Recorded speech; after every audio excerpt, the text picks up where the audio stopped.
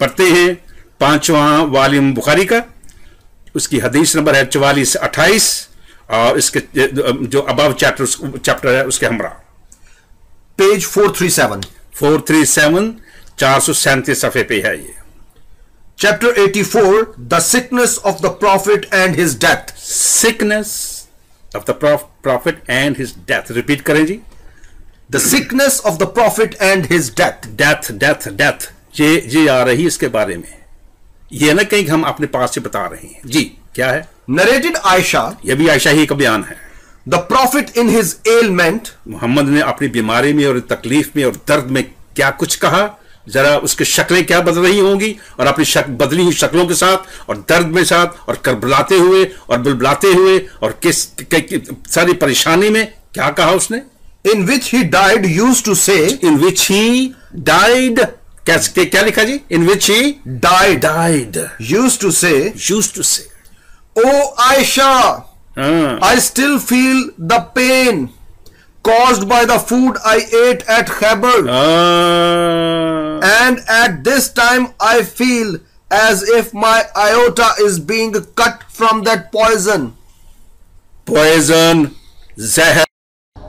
अल्हम्दुलिल्लाहि रब्बिल आलमीन वस्सलातु वस्सलामु अला सय्यिदिल मुरसलीन। इतने अरसे में ये पहली दफा हुआ है कि इसने हदीस का नंबर बताया और बिल्कुल वही हदीस मिल गई। अब इसमें जब ये हदीस का कोई सही हदीस बता देता है कि हदीस से मुबारका बिल्कुल सही हो, तो उसमें अपने अफसाना साजी लाजमी करता है। और जो असल हदीस है, हदीस नंबर है 4428 4428।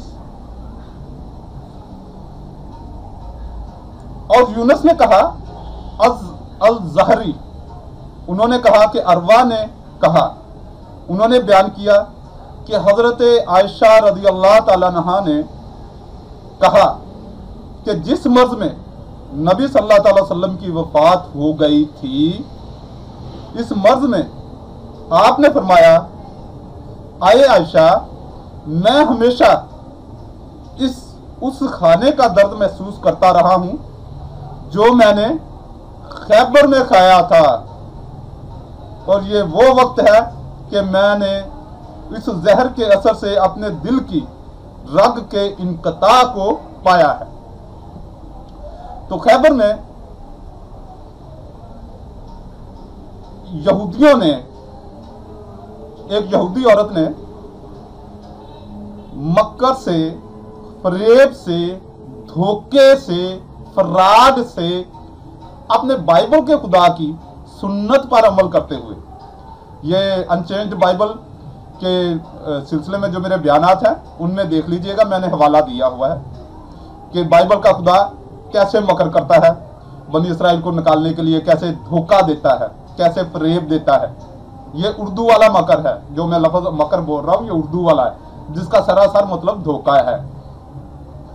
तो वो धोखे से उस औरत ने नबी करीम सल्लल्लाहु अलैहि वसल्लम की और दूसरे दो सहाबा किराम की दावत की, और उस दावत में बकरी का गोश्त पेश किया, और उस बकरी के गोश्त को जहर में डालकर बना दिया, या उस गोश्त पर जहर डाल दिया। वो किसी भी तरीके से जहर उसमें गोश्त में डाला गया। अब जब नबी करीम सल्लल्लाहु अलैहि वसल्लम ने वो गोश्त थोड़ा सा चेक किया, चखा, तो अल्लाह रब्बुल इज़्ज़त ने नबी करीम सल्लल्लाहु अलैहि वसल्लम को इसकी खबर दे दी, मगर वो सहाबी ने गोश्त थोड़ा सा खा लिया था, जिससे उस सहाबी रज़ी अल्लाह ताला अन्हु की शहादत हो गई। इसमें अब कोई, मेरा ख्याल है कि कोई भी जी शऊर बाअकल, मैं ये बाइबल के लानती खुदा के लानती बेटों की बात नहीं कर रहा, जी शऊर लोगों की बात कर रहा हूं। इस मुसलमानों से हटकर अगर कोई हिंदू या कोई और भी किसी कौम का एथीस्ट वगैरह भी मेरा ये बयान देख रहा है, मेरे नाजरीन में से है, तो वो भी इस बात का फैसला करेगा कि ये कोई एतराज बनता नहीं, यह कोई ताना बनता नहीं। वजह यह है कि हम नबी करीम सल्लल्लाहु अलैहि वसल्लम खुदा के बेटे नहीं हैं, या खुदा नहीं है, या खुदा की मिसल नहीं है, अल्लाह के बंदे हैं और उसके रसूल हैं। तो मौत की सख्ती को, मौत की तलखी को उन्होंने भी महसूस किया। अब दूसरी तरफ क्या क्या हो रहा है यानी कि मसीहत में, वो मैं बाद में बयान करूंगा। पहले नबी करीम सल्लल्लाहु अलैहि वसल्लम की एक हदीस मुबारका वो भी समाप्त फरमा लीजिए। ये पहली जो हदीस मैंने बयान की वो 4428 में है थी।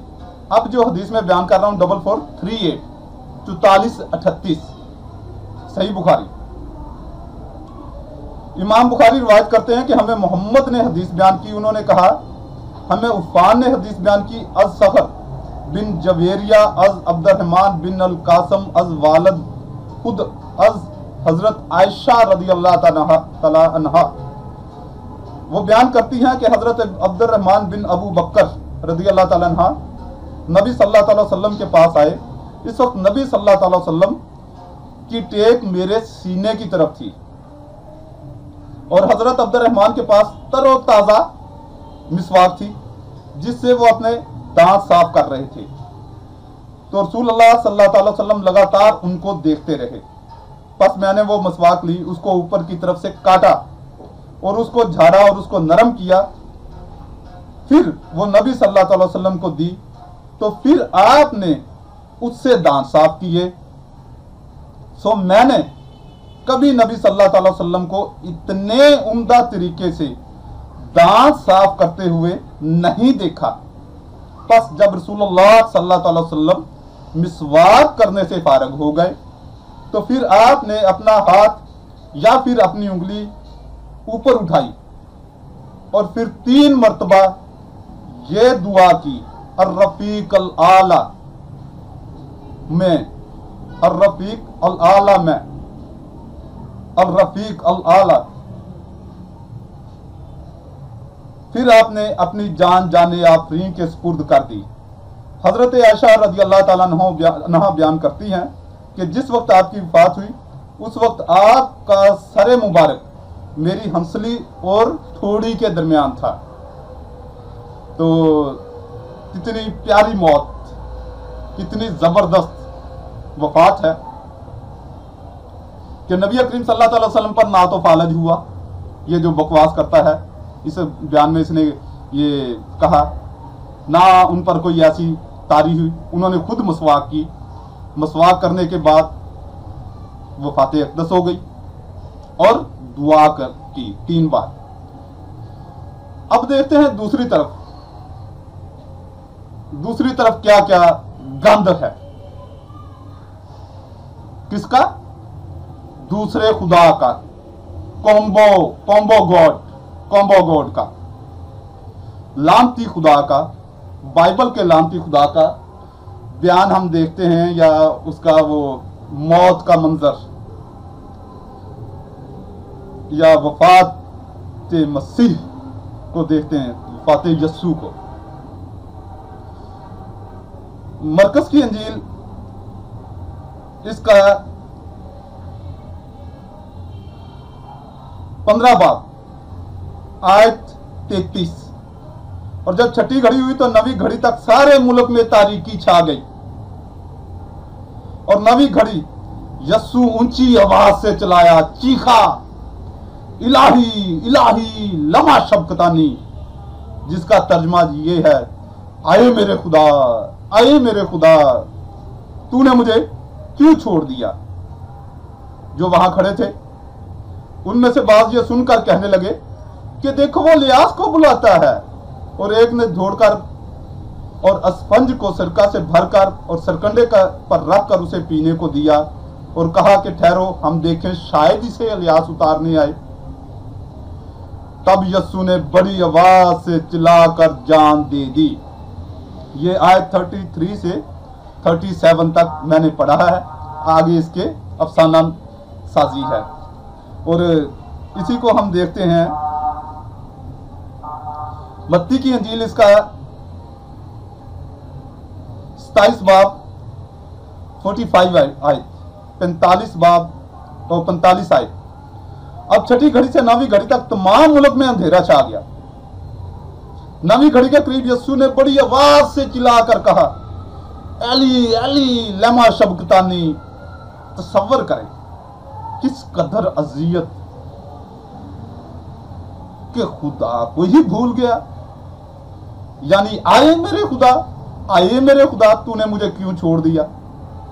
किस खुदा को पुकार रहा था? वो तो खुद खुदा था। तुम्हारे अकीदे के मुताबिक, बाइबल के मुताबिक खुदा ने उसमें ज़हूर किया यीशु में, कॉम्बो गॉड में। अब उसको जब सलीब पे ठोका गया ना, तो वहां पर तो वो कह रहा है कि आए मेरे खुदा तूने मुझे क्यों छोड़ दिया।